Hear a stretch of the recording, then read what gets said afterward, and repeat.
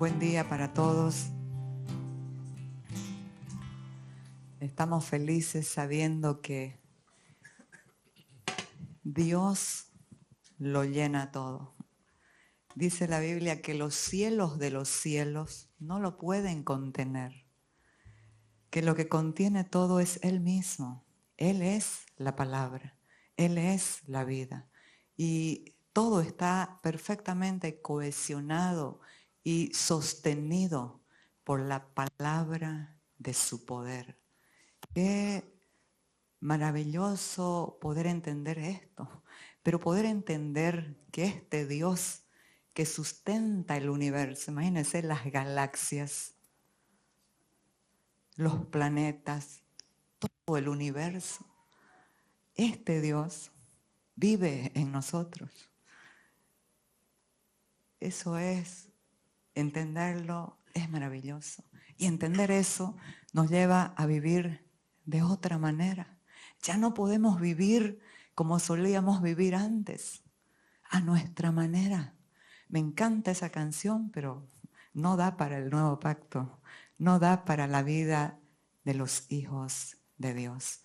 Entonces vamos a continuar con esta serie. Nuestro título es Vivir por fe requiere rendición de nuestra voluntad. Hay una partecita en nosotros. Él lo hizo todo, pero hay una parte nuestra que tiene que participar en esta edificación, en esta construcción. ¿Para qué?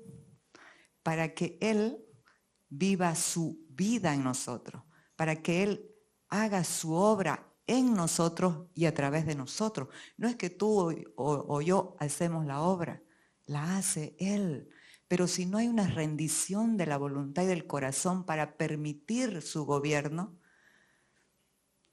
vivimos en el gobierno de otro, en el que siempre nos ha gobernado. ¿No es verdad? Y ya sabemos la ruina que trae ese gobierno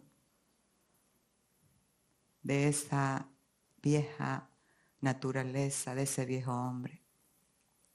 Así que mi primer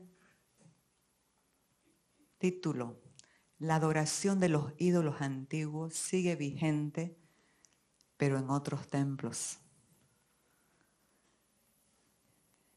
Cuando nosotros estudiamos en la universidad, al menos cuando se estudia teología, se ve mucho vimos en una materia todo lo que era la religión, la idolatría a ídolos, a otros dioses. Y no es que hay otros dioses, hay un solo Dios verdadero. Los otros dioses son la imaginación del pensamiento de las personas sin Cristo. Toda persona que nace en la tierra nace físicamente viva, pero espiritualmente muerta. Y esta muerte, ¿qué opera en la visión? Una ceguera. Si usted le pregunta a un ciego de nacimiento, ¿cómo es el color por ejemplo, del cielo, el color de la grama? Porque no digo árboles porque hay diferentes tonos de verdes y todo eso. ¿Qué va a hacer este ciego? Los ciegos viven en una imaginación continua. Viven imaginando aquello que no pueden ver. Y esto también se aplica en aquellos que no tienen a Cristo, que su mente no ha sido renovada. Viven con una mentalidad de imaginación, de sospecha y de exageración. Entonces aquí, esta es los últimos 3 versículos de la carta del apóstol Juan, el hijo del trueno, el hombre de un carácter que hacía temblar, quería matar a la gente. Como dije la anterior vez, no solo quería que les vaya mal, querían que baje fuego del cielo y los mate. ¿Usted ha sentido algo de eso alguna vez? Entonces, así era Juan. Pero ¿qué sucede? Dios no escoge a gente perfecta. Dios ha escogido a lo débil, a lo vil, a lo menospreciado, a lo que no es, para deshacer lo que es, a fin de que nadie se jacte en su presencia. Porque si nosotros venimos perfectos, ¿para quién es la gloria? Es que mis padres me enseñaron bien. Es que yo soy mucha cosa. Y lo vamos a ver más tarde en eso. Pero aquí el apóstol Juan está diciendo algo muy poderoso, que si lo entendemos va a cambiar nuestras vidas. Sabemos que somos. Eso es lo que usted tiene que entender. Saber quién es usted. Ahí radica su identidad. Sabemos que somos. Hechos 17 nos habla y dice que nosotros vivimos en Él, somos en Él y nuestra vida es en Él. Todo es en Cristo, porque en Él vivimos, porque en Él somos y porque le pertenecemos a Él. Entonces sabemos que somos de Dios. Esto lo sabía perfectamente el Hijo de Dios en su identidad. Él dijo, yo he salido de Dios. ¿Y usted de quién ha salido? Ah, del vientre de mi madre. Sí, pero antes de la fundación del mundo, usted estaba en Cristo. Dios le había dado un diseño, Dios le había dado una asignación para cumplir su propósito eterno. Y Él mismo, aunque usted piense, esta mujer es la verdad porque la Biblia lo dice. ¿Quiénes creen aquí que toda la escritura es inspirada por el Espíritu Santo? ¿Sí o no? Y si está escrito, ha sido inspirado por el Espíritu Santo. Entonces, Dios sopló en el vientre de nuestra madre. No hay bebé que nazca, aunque sea de in vitro. Nada lo limita a Dios. Ninguna acción puede limitar el poder de Dios de escoger una vida, de sellar una vida con propósito.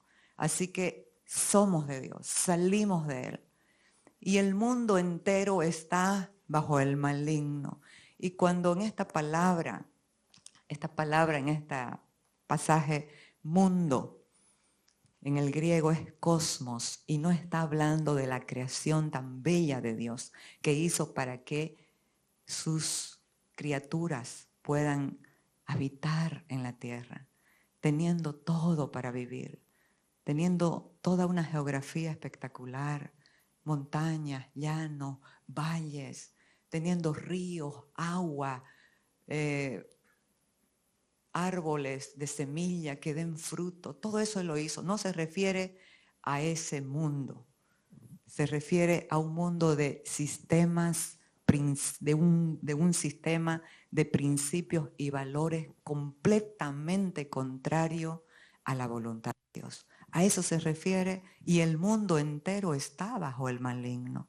Pero ¿quiénes están comiendo, alimentándose de este sistema de oscuridad? Las personas que han rechazado a Cristo. Las personas que pueden tener una religión que maquilla su actuar en mucha educación, en mucho conocimiento intelectual, pero por dentro están muertos, no pueden ver la vida de Dios. Y cuando logran algo, la gloria es para sí mismos. Entonces, pero cuando un hijo de Dios entiende que estaba muerto y se le ha dado vida, y que todo proviene de Él, por Él y para Él, aún nosotros mismos, cualquier cosa que hagamos que nos vaya bien, sabemos que si lo podemos hacer es porque Él nos ha dado salud, porque nos ha dado una mente brillante, porque nos ha dado sabiduría, nos ha dado las fuerzas para hacerlo. Entonces la gloria es para Él. Pero sabemos, nuevamente, pero sabemos que el Hijo de Dios ha venido. Aquí Dios ha intervenido. Estas son las intervenciones de Dios en la historia de la humanidad. Estas son las intervenciones de Dios en nuestras vidas también por el Hijo. Porque cuando Dios se hizo hombre, que es el Hijo de Dios, partió la historia en Dios. En dos. Usted tiene en toda la literatura, antes de Cristo y después de Cristo, ¿no es verdad? Entonces, Él intervino, sabemos que que el Hijo de Dios ha venido y nos ha dado entendimiento. Este no es cualquier tipo de entendimiento, no es un entendimiento intelectual, es un entendimiento con luz y revelación que solo lo puede dar el Espíritu. Para conocer al que es verdadero, y estamos en el verdadero. Entonces necesitamos entender algo. No solo es necesario saber que le conocemos a Él, sino saber que estamos en Él. Mucha gente piensa y habla así. Estoy siguiendo a Dios, voy a ir a Dios, voy a ir afuera. No, no, no. Usted está en Cristo. Usted está en Él. Esa es la verdad. Y estamos en el verdadero, en su Hijo Jesucristo. Dice Juan, unos versículos antes, en este capítulo 5, el que tiene al Hijo, tiene la vida. El que no tiene al Hijo, no tiene la vida. Esto es sencillo, no hay cómo perderse, porque la vida está en Dios, en Cristo. Esa vida la perdió Adán, pero Cristo la recuperó para el hombre.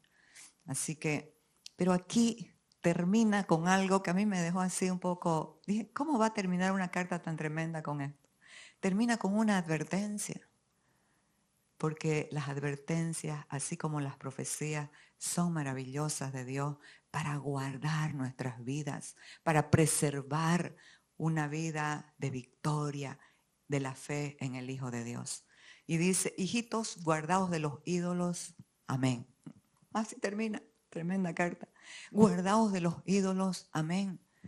Ustedes saben que, como estaba hablando, en la antigüedad, habían en Asia, en toda esa parte griega, habían templos espectaculares. Por ejemplo, el templo de Diana, la diosa de los efesios, que era adorada, dice Pablo, en toda Asia. Era un templo espectacular. Los de Corinto tenían unos templos maravillosos, espectaculares. Y ahí se hacía la adoración a muchos dioses, a muchos ídolos que, como dije antes, ellos habían inventado. Porque cuando Dios nos creó con un deseo inherente de adorarlo a Él. Eso se cortó en el huerto del Edén por Adán. Pero Cristo lo volvió a recuperar. Entonces el ser humano pagano, sin Dios, tiene un deseo de adorar. Y como no entendía la verdadera adoración al verdadero Dios, en su imaginación se creó dioses. Y esos templos ahora son ruinas. Ya no se hace la adoración a estos dioses o a esos ídolos en estos días. ¿Sabe qué?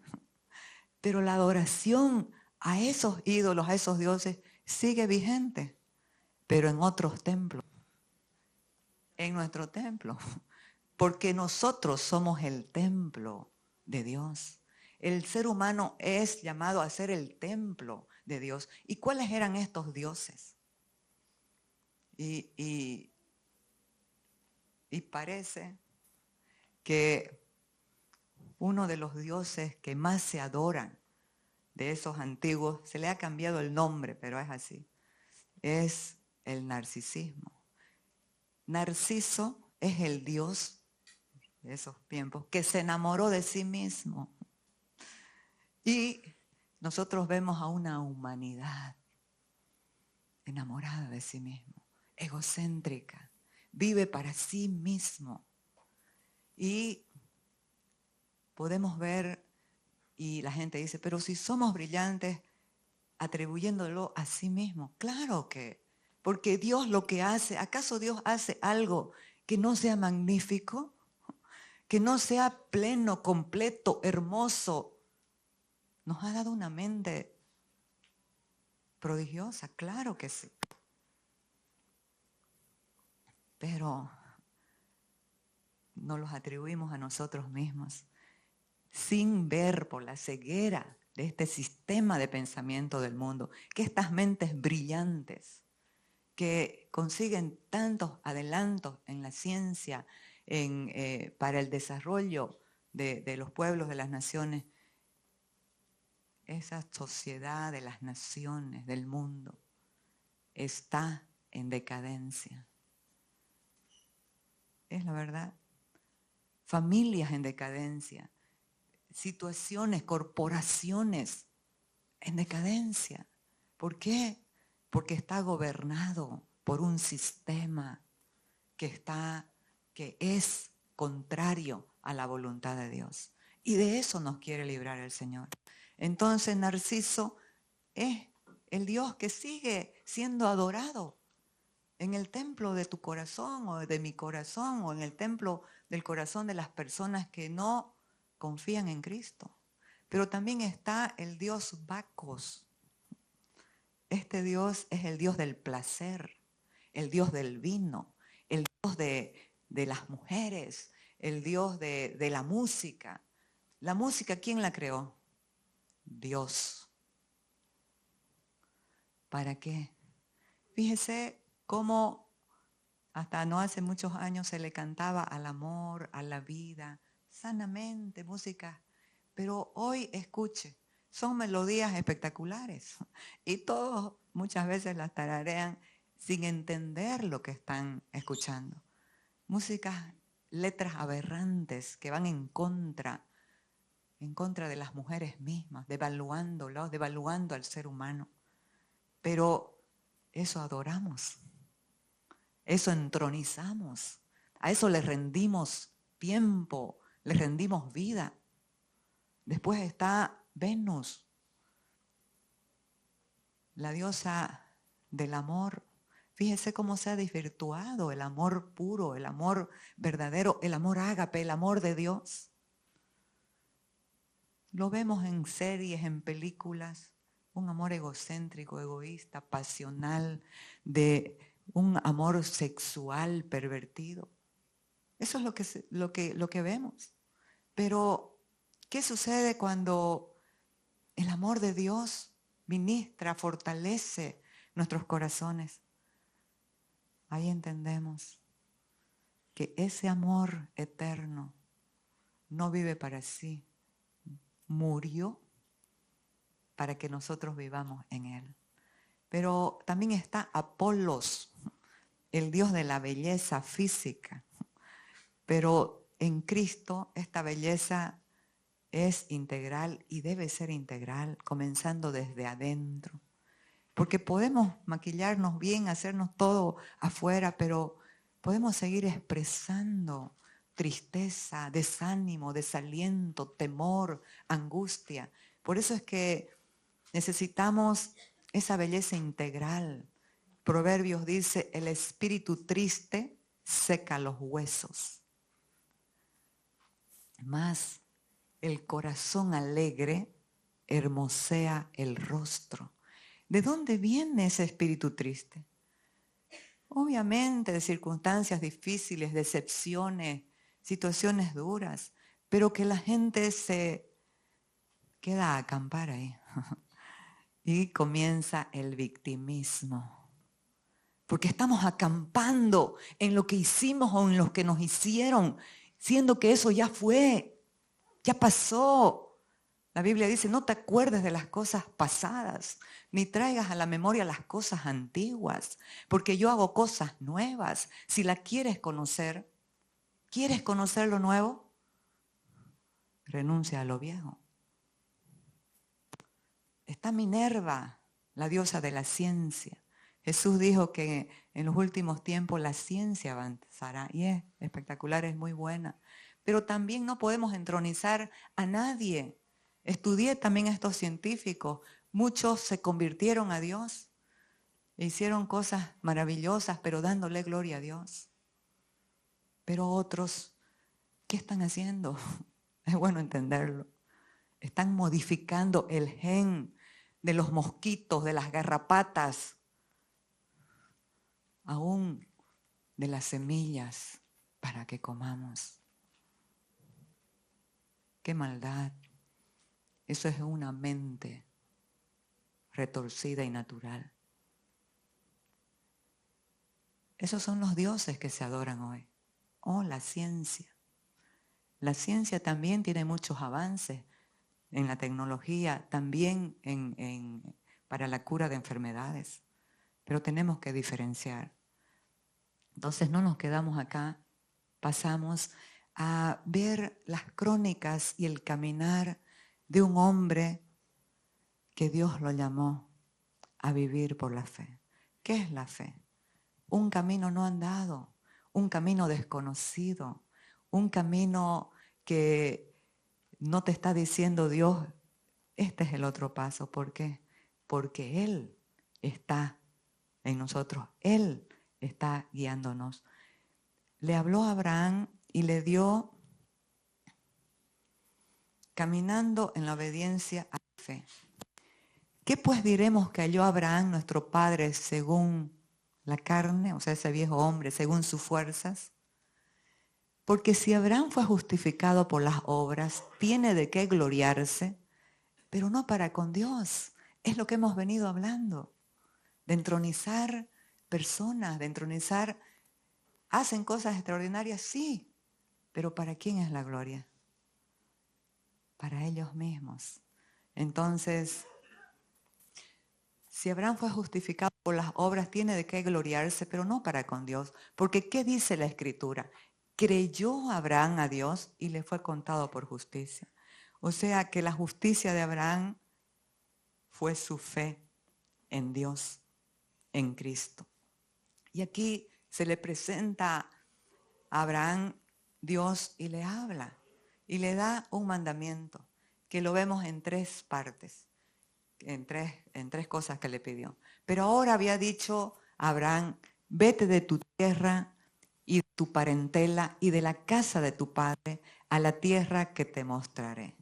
Vete de tu tierra. Como que usted le digan a usted, vete de tu país. Pero esto lo vamos a pasar y lo vamos a entender en el plano espiritual.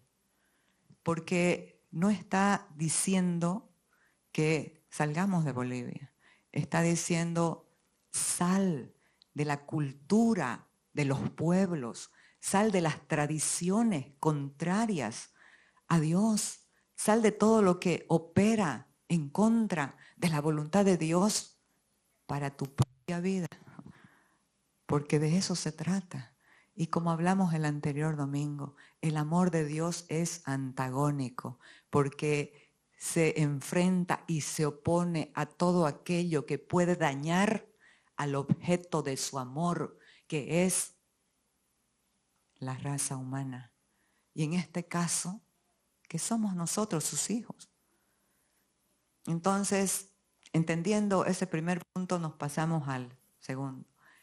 Y de tu parentela. ¿Qué simboliza aquí la parentela?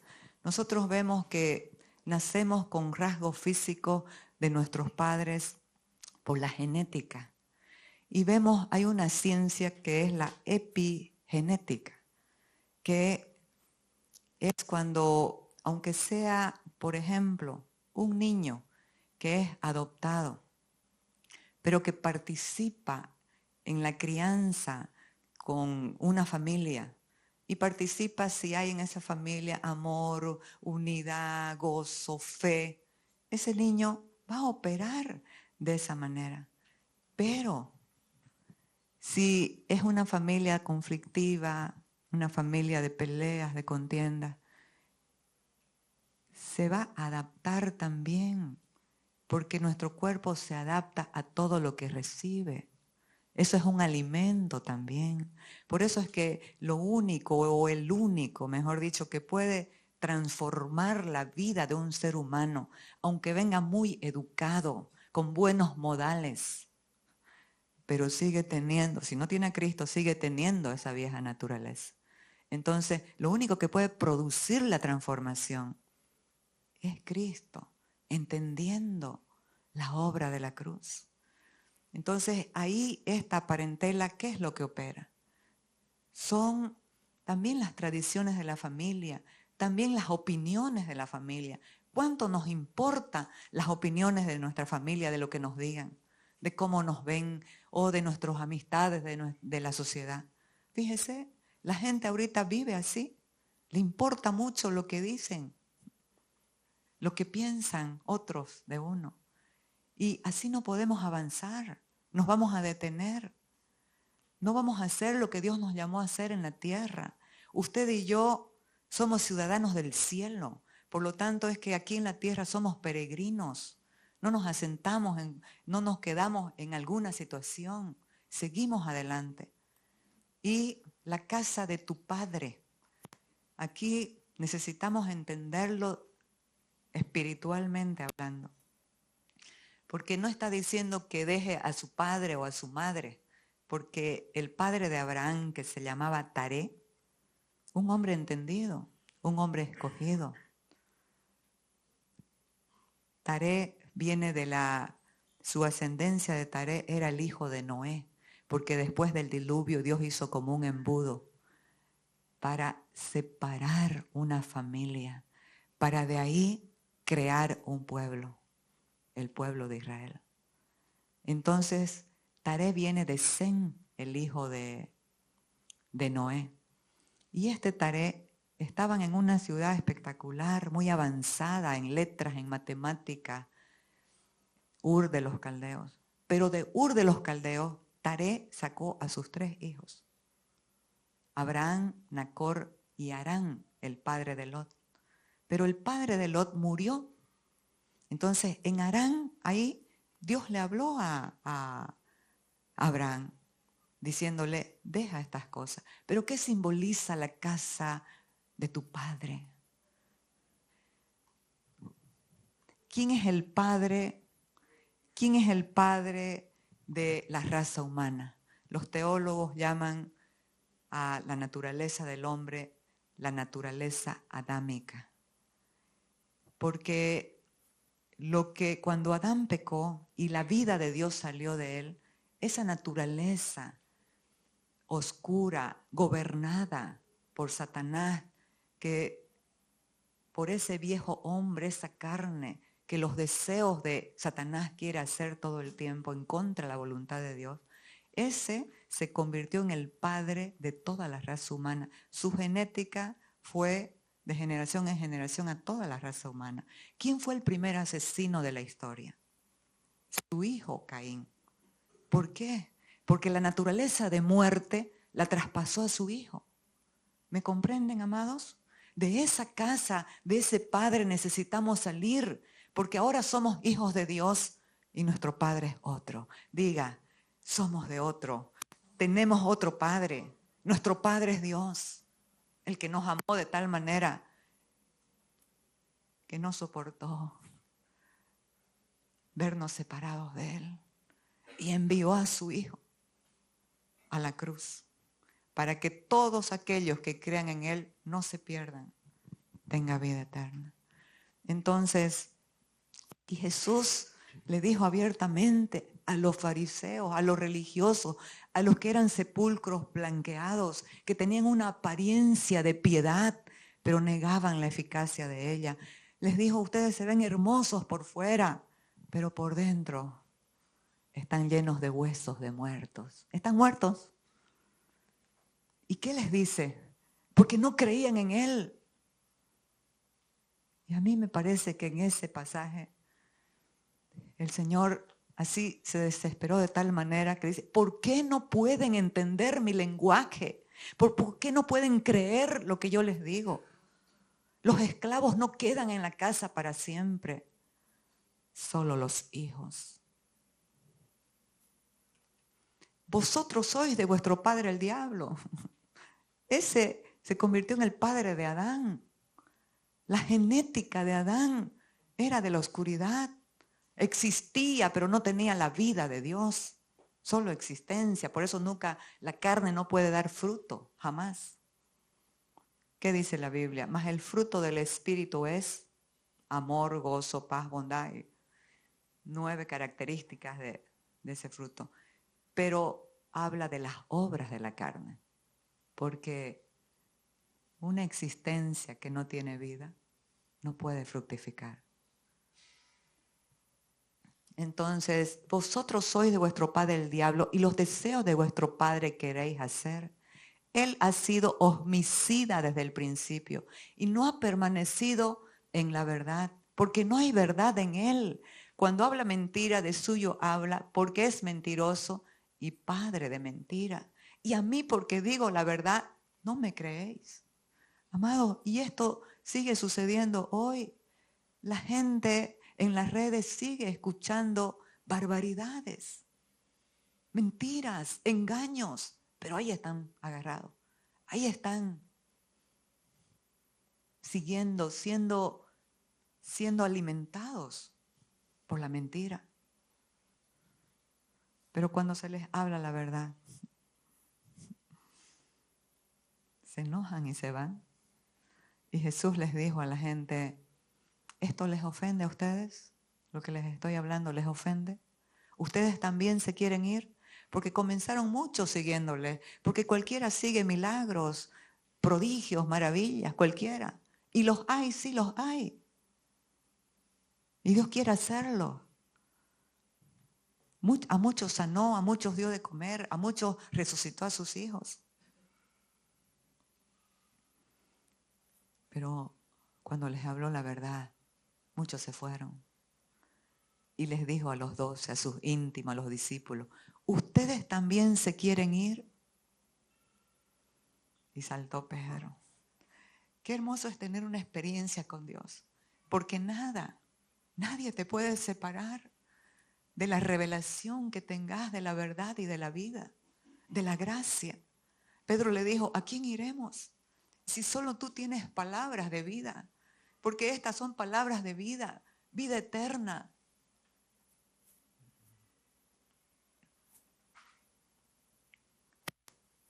Entonces, aquí Dios lo llamó a Abraham con un mandamiento.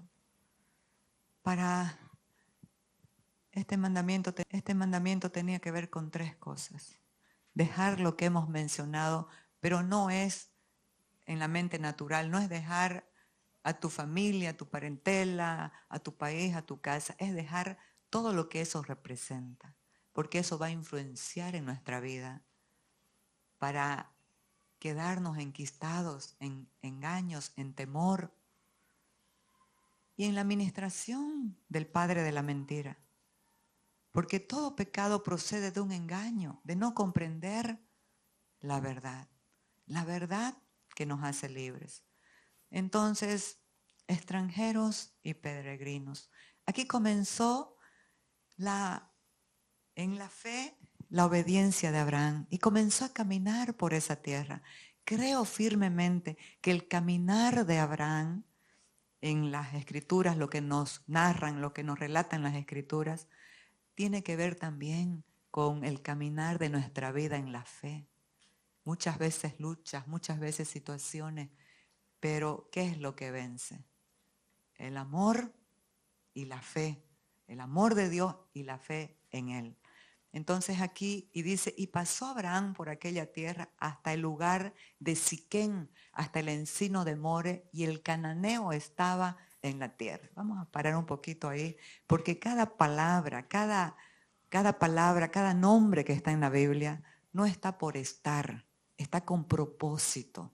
Tiene una enseñanza muy buena para nosotros. Dice, llegó hasta Siquén. ¿Qué significa Siquén? Siquén en el hebreo significa hombro, significa fortaleza, que podemos apoyarnos porque toda la tierra que Abraham recorrió es figura de la tierra prometida. ¿Quién es la tierra prometida para nosotros? Cristo, ¿no? La figura de la tierra prometida a los que todos ellos iban era Cristo. Y para nosotros ya no es era, es un presente continuo, es Cristo. Entonces, en esta tierra en la que nosotros nos movemos, vivimos y somos, que es Cristo, ¿qué vamos a necesitar? Esa fortaleza, ese hombro, esa dependencia en Él. Pero El encino de More, esa palabrita también significa enseñanza, instrucción. ¿Qué es lo que va a fortalecer tu vida y mi vida? ¿Qué es lo que nos va a hacer permanecer, no de cualquier forma, en paz, en seguridad?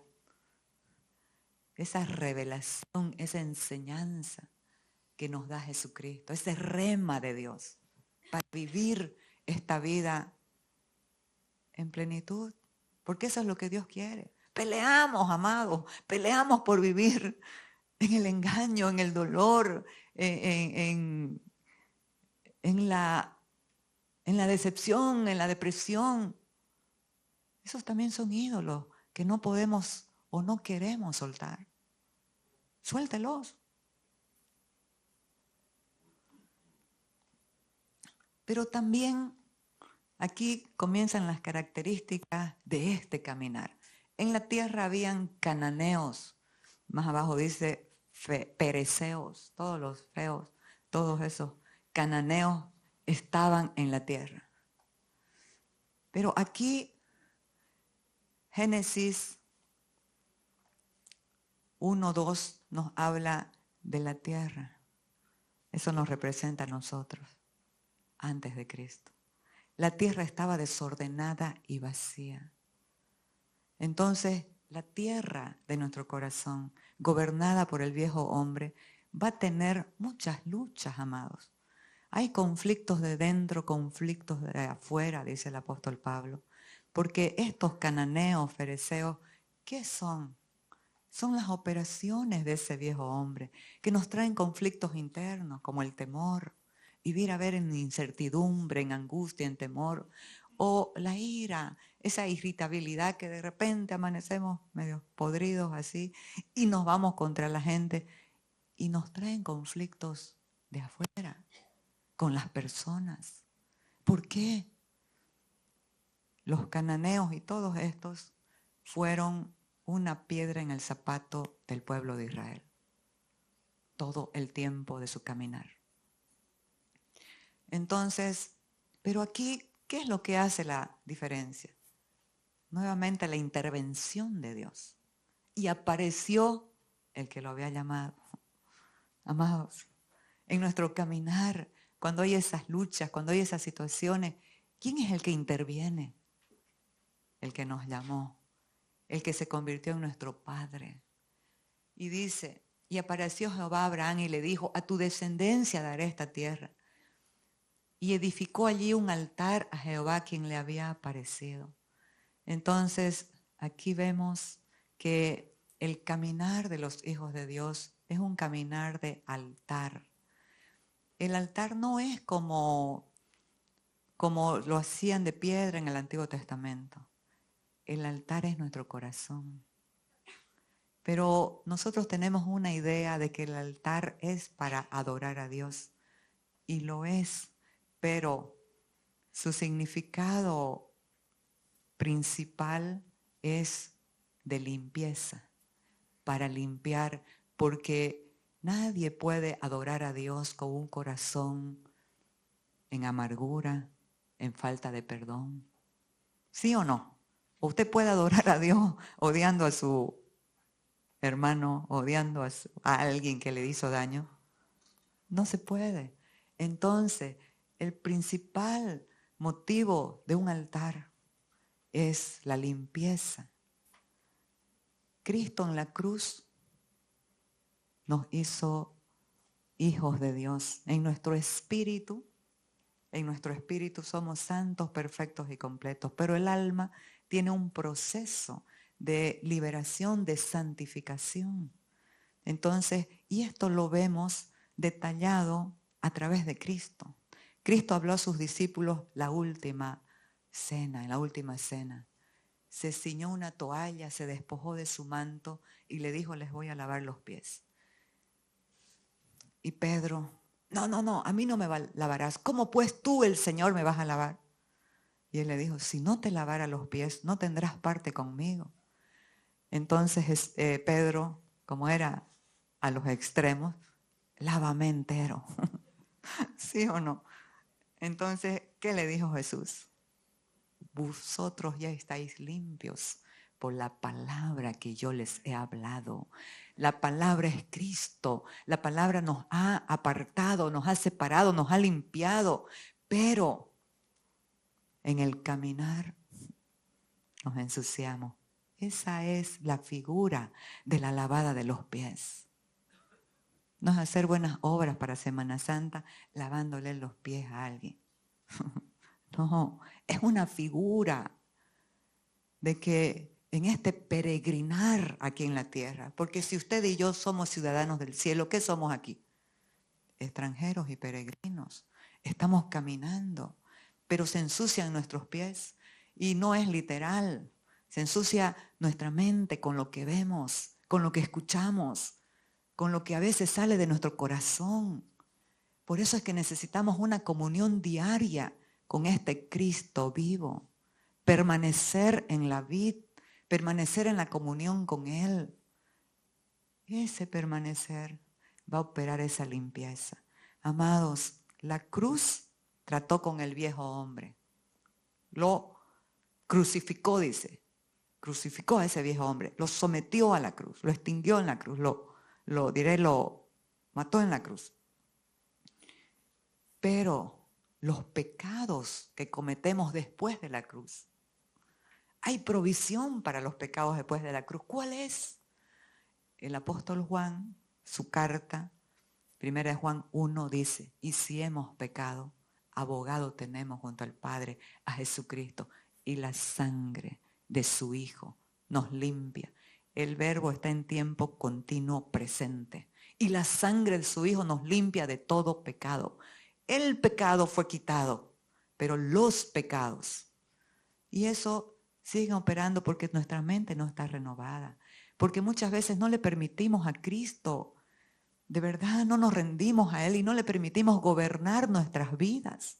Y por eso los matrimonios sufren, porque cada uno quiere tener la razón y nos entercamos. No, yo tengo la razón. No, yo. Amados, en un matrimonio alguno tiene que ceder. ¿Quién es el que cede?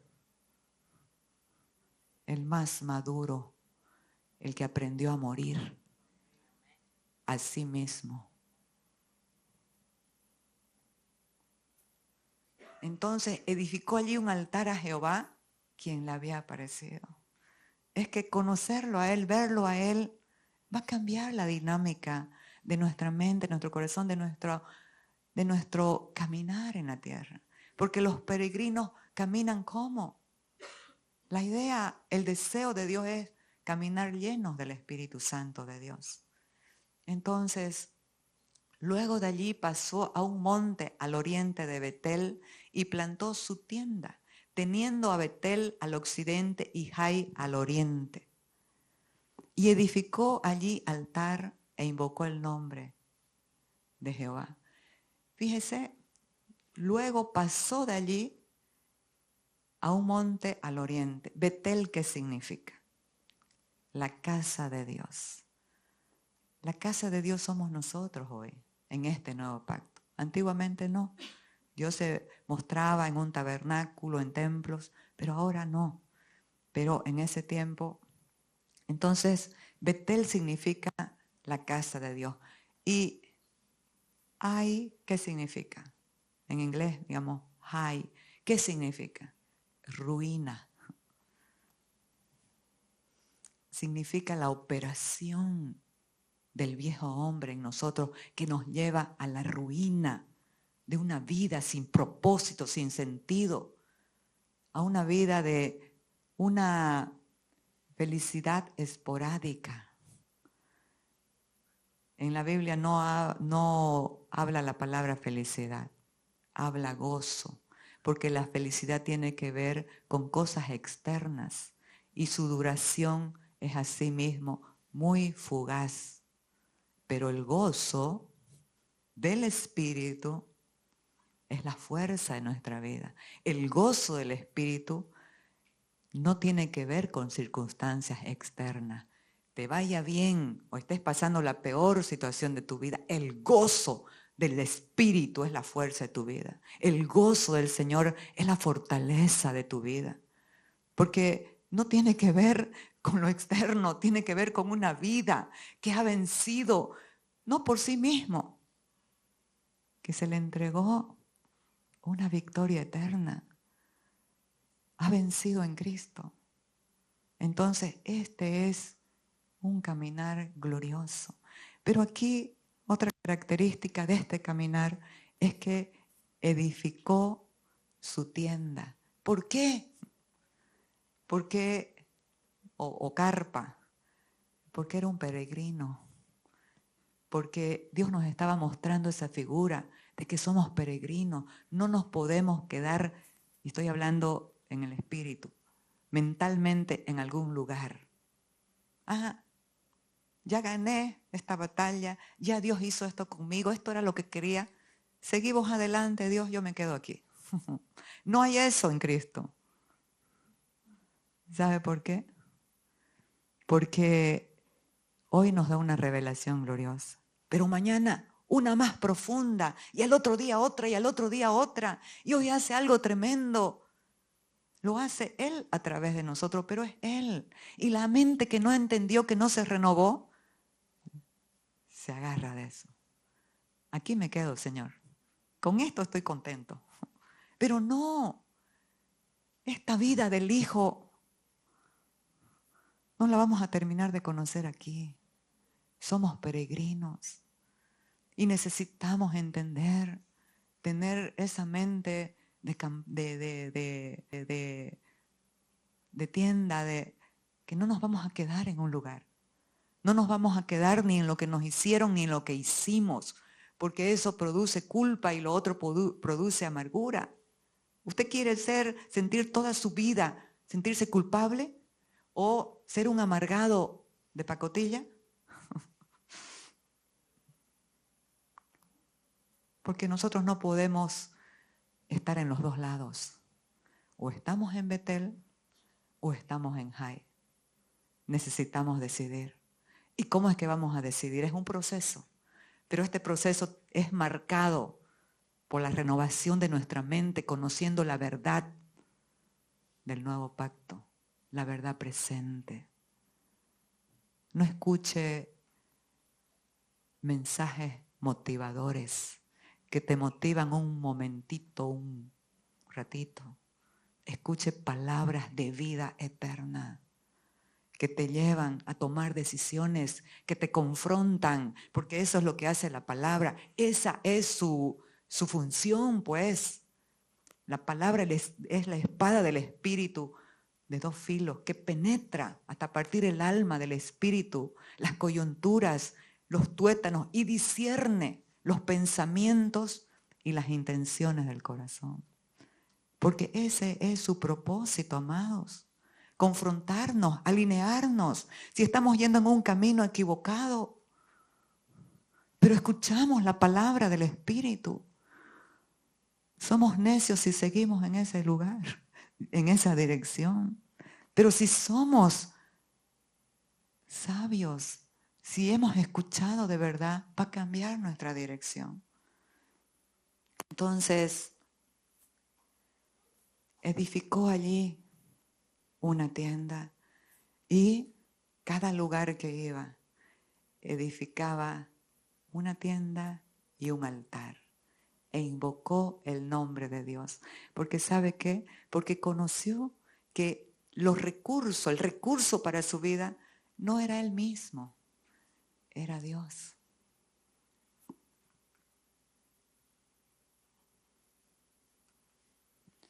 Aquí ya lo hemos dicho, pero el apóstol Pedro lo dice: amados, yo os ruego como extranjeros y peregrinos que os abstengáis de los deseos carnales que batallan contra el alma.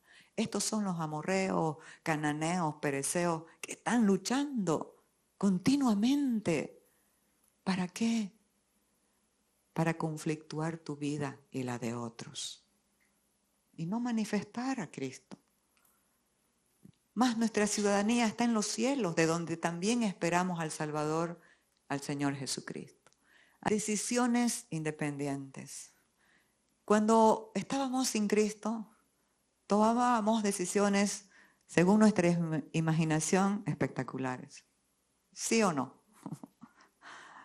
Pero el tiempo y las situaciones nos mostraban lo contrario. Y eso le pasó a Abraham, porque como dije, Dios no llama a perfectos, Dios llama a hombres y mujeres imperfectas, que en el camino los va perfeccionando al renovar su mente y su entendimiento, al que se va revelando su amor y su gracia, porque nadie te puede amar como Dios te ama.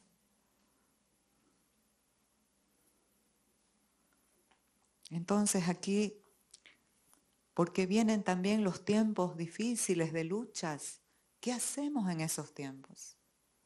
Si la tierra es la figura de la comunión con Dios, con Cristo, porque la tierra gloriosa y la fuente de todo nuestro bien es Cristo, ¿qué pasa en los tiempos difíciles? Vienen como amenazas para los que todavía no han renovado su entendimiento. ¿Para qué? ¿Qué es lo que se va a perder? ¿Cuál es la amenaza? ¿Cuál es la amenaza? ¿Quitarte esto, sacarte? No, sacarte de la comunión, del altar, de la limpieza, de la adoración a Dios, porque el altar provee. Es el cimiento para qué. Esa limpieza así ¿para qué? Para la adoración. ¿Y qué es la adoración? Rendición del corazón. Entonces, hubo entonces hambre en la tierra y descendió Abraham a Egipto para morar allá, porque era grande el hambre en la tierra. ¿Qué le pasó a Abraham?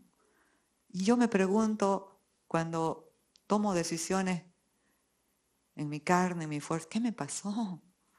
5 minutos de estupidez, hice esto, por Dios, ¿qué me pasó? ¿Qué le pasó a Abraham? Porque fíjese, las decisiones que tomamos sin Dios nos llevan a descender. Nada está en la Biblia por casualidad. ¿Descendió a dónde? A Egipto, a este sistema del mundo que opera en otros valores totalmente contrarios a Dios. Entonces, ¿qué pasó en Egipto? No hubo ni altar ni tienda, porque en el sistema del mundo no hay limpieza, adoración, altar ni tienda. Uno se queda ahí. ¿Qué pasó? Abraham, el hombre de Dios, el hombre escogido, para de ahí nazca un pueblo, le dijo a su esposa: conozco que eres mujer de bello aspecto, de hermoso aspecto. ¿Vas a decir que sos mi hermana? El hombre de Dios enseñándole la mentira a la esposa. ¿Vas a decir que sos mi hermana para que no me maten por tu causa si saben que sos mi mujer? Para que me guardes la vida al saber que sos mi hermana. Y realmente era tan hermosa que todos los egipcios y el faraón y todos pusieron los ojos en Saraí, que se llamaba antes así. Después se le cambió el nombre a Sara. Y el faraón la llevó al palacio. Oiga, esto me sacude. Es que esas son las decisiones que hacemos en la carne, gobernados ¿por qué? Por dos cosas. Por la imaginación de lo que puede suceder y por el temor. Esa imaginación que lo sospecha y lo agranda todo. Pero ¿qué pasó? Es ahí donde interviene el amor y la fidelidad de Dios con los que Él ha llamado. Y esto ha pasado en tu vida y en mi vida. ¿Cuántas veces hemos metido la pata? Hemos tomado decisiones sin preguntarle a Dios. Muchas veces. Pero ¿por qué estamos hoy aquí? Porque Dios ha intervenido. Porque Dios no deja a sus amados, a sus hijos, a su iglesia a la deriva. ¿Sabe qué pasó? ¿No? Dios envió plagas terribles a Egipto. Se llenaron de tumores el faraón y todo su séquito del palacio. Y faraón se enteró y lo reprendió a Abraham. Y le dijo: ¿por qué no me dijiste que era tu mujer? ¿Por qué mentiste que era tu hermana? Pudiendo tomarla como mi mujer. Más temor Faraón que Abraham. ¿Por qué no me dijiste que era tu mujer? ¿La he podido tomar? Qué intervención más poderosa de Dios. ¿Sabe por qué? Porque Abraham estaba contento. Dice que ahí le estaban dando vacas, ovejas. Se hizo rico ahí el hombre, a costa de... ¿Y saben qué, amados? Ahí cesó la tienda y el altar. No fue un peregrino, se estaba quedando ahí. ¿Hasta qué? ¿Quién lo echó? Faraón. Le dijo así que vete, vete, toma tu mujer y sal de aquí. Salió rico, pero ¿cómo? Todo ese tiempo que pasamos en el sistema del mundo es un tiempo perdido. Un tiempo de vacío, de tristeza, porque lo único que puede llenar tu corazón, saciar tu alma, es el Señor Jesucristo. Así que despierte, iglesia. Volvamos a Él.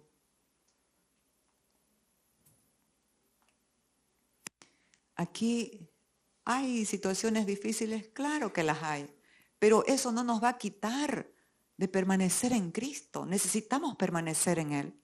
El apóstol Pablo lo decía, fíjese, porque de cierto cuando vinimos a Macedonia ningún reposo tuvo nuestro cuerpo, sino que en todo fuimos atribulados de afuera y conflictos de dentro, temores. Eso lo tenemos todo y en el caminar de nuestra vida así es. Pero ¿cómo enfrentamos eso? Por la fe del Hijo de Dios. Volver a la comunión llena el vacío y da plenitud. Si nos damos cuenta, todo lo que dice esta escritura, Él volvió al mismo lugar de donde había salido. Y dice, subió, diga subió. Cuando le crees, cuando confías, no desciendes, sino subes. Descendió a Egipto cuando no consultó con Dios y no le creyó a Dios, que era poderoso para sustentarlo aún cuando había hambre en la tierra. Pero ahora volvió, no por sus propias ganas, porque lo echaron. Pero ese es el amor de Dios. Gloria a Él siempre. Subió pues Abraham de Egipto hacia el Negev y su mujer y con todo lo que tenía y con él su yapita Lot. Cuando Dios le dijo, deja a tu parentela, ¿no? Pero ¿qué fue lo que hizo que lo lleve a Lot? Los sentimientos y las emociones de la carne son contrarios a la fe. Lot era huérfano, su padre Harán había muerto. Y este se compadeció y lo trajo. ¿Y después qué pasó? Hubo altercado entre ellos, hubo división. Entonces, y Abraham era riquísimo en ganado, en plata y en oro. Y volvió por sus jornadas desde el Negev hacia Betel, que es la casa de Dios, hasta el lugar donde había estado antes su tienda entre Betel y Jai, al lugar del altar que había hecho allí antes, e invocó allí el nombre de Jehová. Amados, esto me ha tocado tanto porque cuando volvemos, cuando reconocemos, cuando nos arrepentimos, el Señor nos los ha dado todo en Cristo. Volvió a la tienda a ser ese peregrino por la fe, a no quedarse en un lugar, no, ya tengo todo, aquí me quedo. No, esta es una vida de fe, esta es una vida de avance en el conocimiento de Cristo hasta que Él vuelva. No nos podemos quedar en ningún lugar mentalmente hablando, espiritualmente hablando. Ya lo sé todo. El apóstol Pablo estaba con esa y dijo, no sabemos nada como debemos saberlo. Entonces, aquí dice, volvió al lugar del altar que había hecho allí antes e invocó el nombre de Jehová nuevamente. ¿Por qué? Porque entendió que el nombre de Jehová es suficiente, es la fuente de toda su provisión. ¿Sabe por qué les digo esto? Porque el hambre seguía habiendo en la tierra. Pero ya él no se inmutó por el hambre, porque entendió quién era su fuente y su provisión. Y lo dice el apóstol Pablo, mi Dios pues suplirá todo, diga todo, en tu espíritu, en tu alma, en tu cuerpo, para tus necesidades, todo lo material. Mi Dios pues suplirá todo lo que os falta, ¿conforme a qué? Conforme a sus riquezas en gloria en Cristo Jesús. Oiga, usted sabe, todas las riquezas de la gloria de Cristo son su herencia. Dice, siendo rico se hizo pobre, para que nosotros fuésemos enriquecidos a través de ese despojo que se despojó a sí mismo, para venir a vivir en nosotros. Dejemos a Cristo elegir a través nuestro. Esto es, en otras palabras, permitamos que la voluntad de Dios se opere a través de nuestras vidas. Porque Dios no es arbitrario, siendo Dios, es muy humilde. O sea, no es muy humilde, su naturaleza es humilde. Nunca te va a obligar, tú necesitas rendir. Te va a guiar, pero jamás obligar. Entonces Abraham dijo a Lot, hubo un altercado, no haya ahora altercado entre nosotros dos, entre mis pastores y los tuyos, porque somos hermanos. ¿No está toda la tierra delante de ti? Yo te ruego que te apartes de mí. Si fueres a la mano izquierda, yo iré a la derecha. Y si tú a la derecha, yo iré a la izquierda. Y alzó Lot sus ojos y vio cómo elige la gente natural en su mente, en su imaginación, por lo que ve. Y vio, por lo que ve. Y dice, alzó Lot sus ojos y vio toda la llanura del Jordán, que toda ella era de riego como el huerto de Jehová, como la tierra de Egipto en dirección de Zoar, antes que destruyese Jehová a Sodoma y a Gomorra. Entonces Lot escogió para sí mismo, amada. Y ahí sufrió toda su familia. Escogió para sí toda la llanura del Jordán y se fue Lot hacia el oriente y se apartaron el uno del otro. ¿Sabe cuál fue el pecado de Sodoma y Gomorra? Ocio, abundancia de pan y no extendió su mano a los necesitados. De ahí vinieron todas las perversiones sodomitas que conocemos hasta hoy. Qué tremendo. Ocio, abundancia de pan. No tener misericordia a los que necesitan. Abraham acampó en la tierra de Canaán, en tanto que Lot habitó en las ciudades de la llanura, y fue poniendo sus tiendas ¿hasta dónde? Hasta Sodoma. ¿Y perdió a quién? A toda su familia, porque hasta sus hijas se pervirtieron, violando a su padre. Esto no es juego, por eso. Por eso aquí no negociamos con la palabra. Hablamos la palabra de verdad, la palabra del Espíritu, la palabra que va a traer libertad, entendimiento y va a permanecer en nuestras generaciones.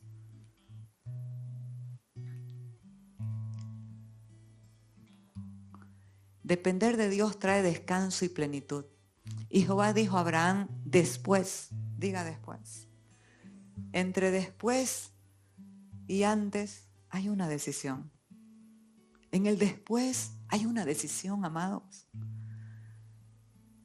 Después que Lot se apartó de él, alza ahora. En el ahora también hay una decisión. Un antes y un después. Establece el ahora en tu vida.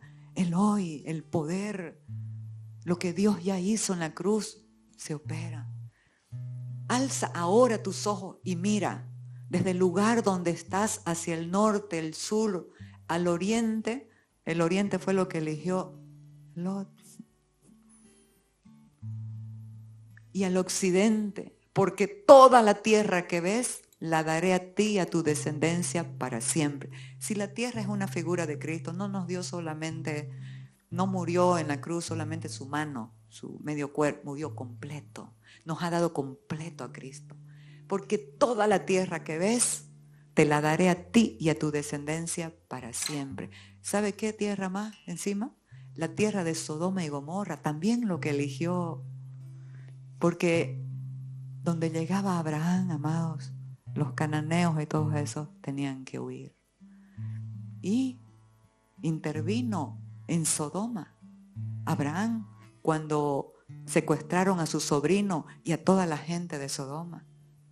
Y fue y los liberó porque la tierra era de él.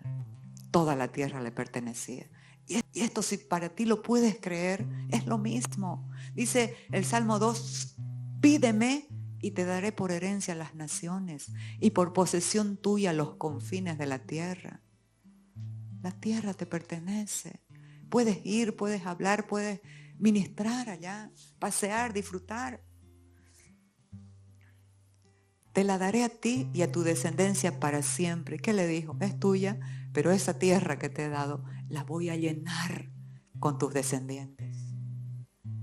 En la fe, ¿quiénes son los descendientes de Abraham? Usted y yo, como dice Gálatas, el apóstol Pablo. Entonces, y haré tu descendencia como el polvo de la tierra, que si alguno puede contar el polvo de la tierra, también tu descendencia será contada. Levántate, ve por la tierra a lo largo de ella y a su ancho, porque a ti te la daré. Y eso pasó. Y todos esos cananeos tuvieron que huir al paso. Es que la oscuridad huye al paso de la luz. Y aquí podemos ver esos cananeos y esas cosas que están en ese viejo hombre. Pero ¿qué es lo que dice el apóstol Pablo? Porque el pecado no se enseñoreará de vosotros, pues no estás bajo la ley, sino bajo la gracia. Entonces, comprenda eso. Cuando algo de esos cananeos en tu corazón quieren operar temor, opresión, miedo, enojo, amargura, ya fueron cancelados en la cruz. La tierra figura de la plenitud de Cristo, y con esta terminamos. Aquí el apóstol Pablo hablando y entendiendo que la tierra prometida es Cristo para nosotros, su deseo en una oración fue este: para que habite Cristo por la fe en vuestros corazones, a fin de que arraigados y cimentados en amor, seáis plenamente capaces de comprender con todos los santos cuál sea la anchura, la longitud, la profundidad y la altura, y de conocer el amor de Cristo que excede a todo conocimiento, para que seáis llenos de toda la plenitud de Dios. La plenitud de la tierra te pertenece. Es Cristo en nosotros, la única esperanza de gloria. Y dice, con esto terminamos, y aquel que es poderoso para hacer todas las cosas mucho más abundantemente de lo que pedimos o entendemos, según el poder que actúa en nosotros. Y aquí está la pregunta: ¿qué poder gobierna tu vida? ¿Qué poder actúa en ti? El poder de la vida del Hijo, el poder de la fe del Hijo, el poder del amor del Hijo, el poder de la fidelidad del Hijo. Aquel que es poderoso hará mucho más